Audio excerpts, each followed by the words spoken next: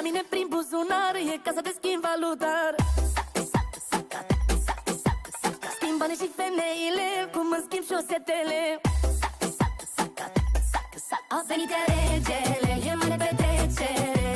Am scos banii de la bancă să-i arunc pe bancă. Dragonii de nas, dragoni, împărații stau pe tron. 1000 de euro, mă curăcă pe mișto. Cu 1.100 lei cumpăr 1000 de femei. Eu nu țin în portofele, eu țin portofelul în ei. A venit iar regele, e mare petrecere.